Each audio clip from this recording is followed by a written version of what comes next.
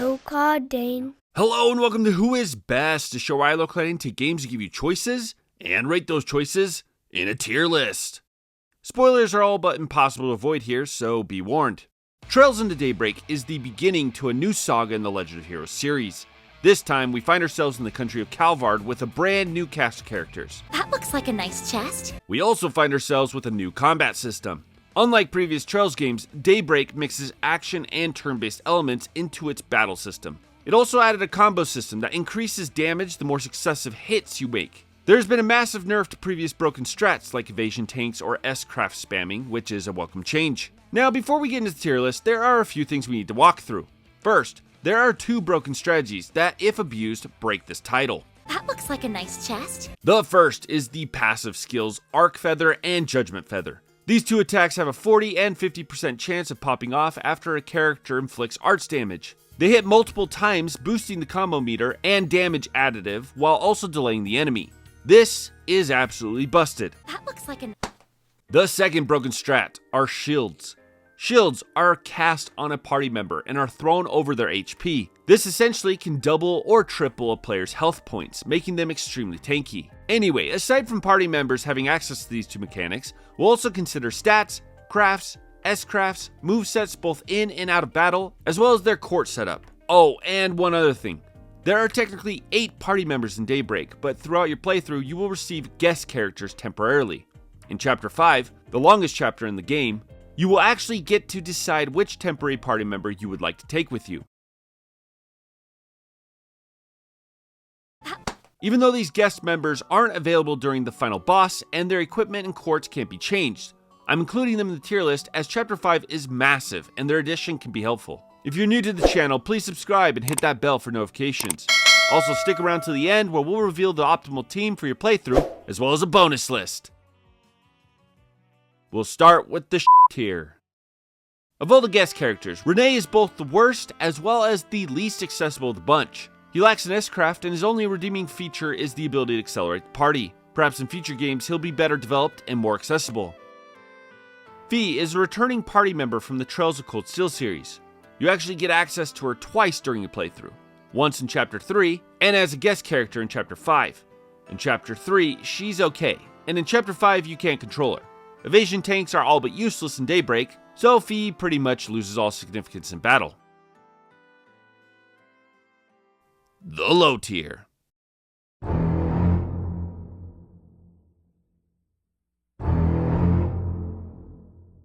Rixia, or Yin, makes a glorious return as the guest party member for the Heiyue route.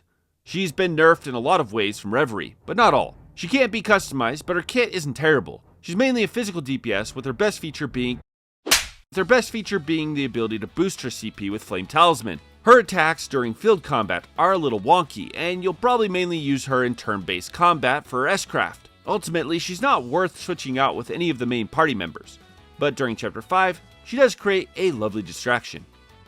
Elaine is also a guest character in Chapter 5, as well as a few other battles throughout.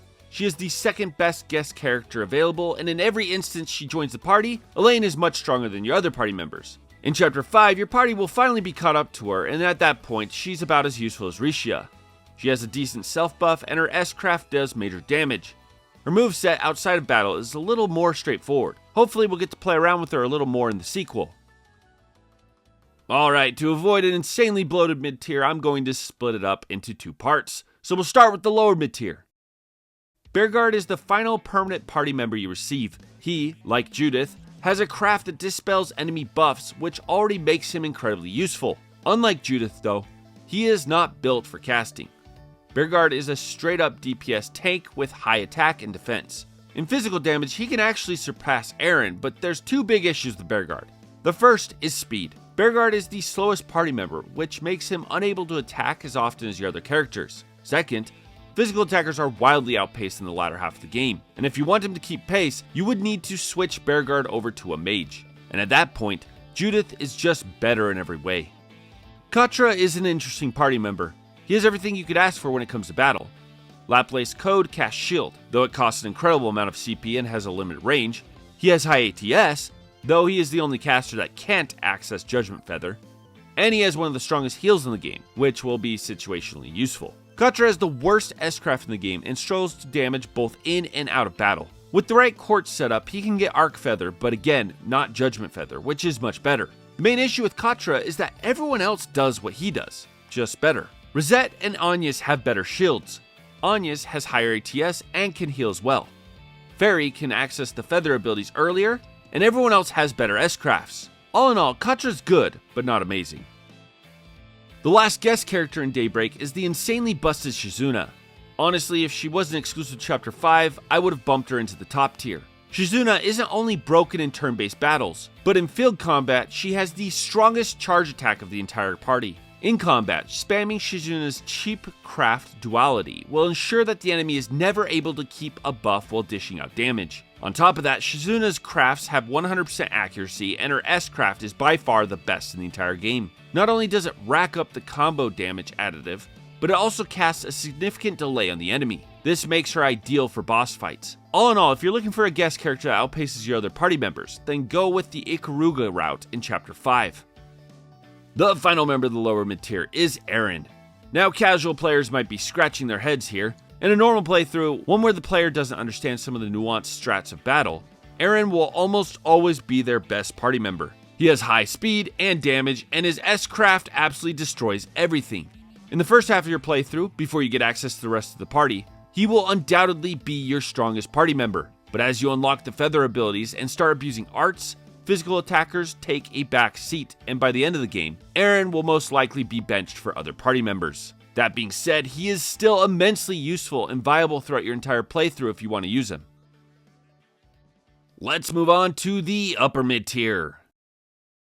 Judith is the second to last party member you receive and by far the most versatile character in the game. First of all, she is one of two characters that has the ability to remove buffs on the enemy, which is especially important in the endgame. In Nightmare difficulty, it's all but required.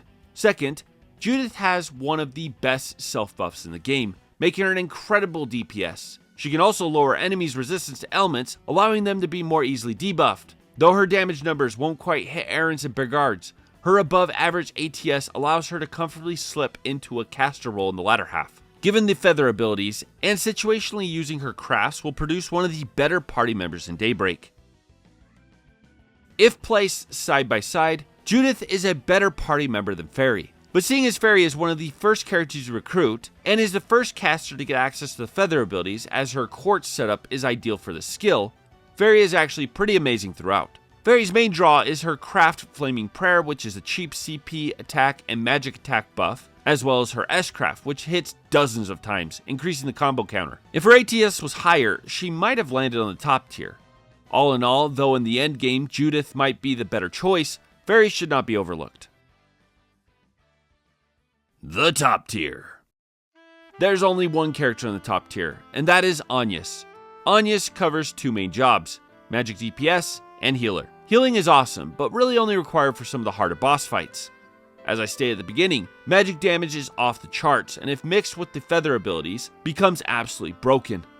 Agnes' biggest fault is optimizing her quartz setup, as her required quartz are almost contrary to her build. With that being said, if the player gets creative, no one will be dishing out more damage than this incredibly busty schoolgirl. お前はもう死んでいる。何?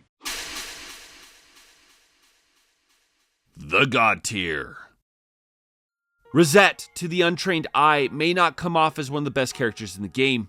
She has middling stats, the worst moveset for field combat, and struggles to dish out significant damage. Now with that being said, what makes Rosette so broken is twofold. First, the more common feature is that she has the best quartz setup of the entire party. She can easily gain the feather abilities and is best built as a caster. The second though is the big one. Rosette has Cobalt Guard. This is a shield ability that raises the party's defense and resistance as well. Now why this thing is so broken compared to both Katra and Agnes' shield skills is it's incredibly cheap and has a massive area of effect. It doesn't matter where your party members are, Cobalt Guard will hit them. This creates one of the stupidest, yet most effective strats in the game. Load Rosette with speed and CP healing accessories and spam Cobalt Curtain. If you do this right, your party will be unkillable.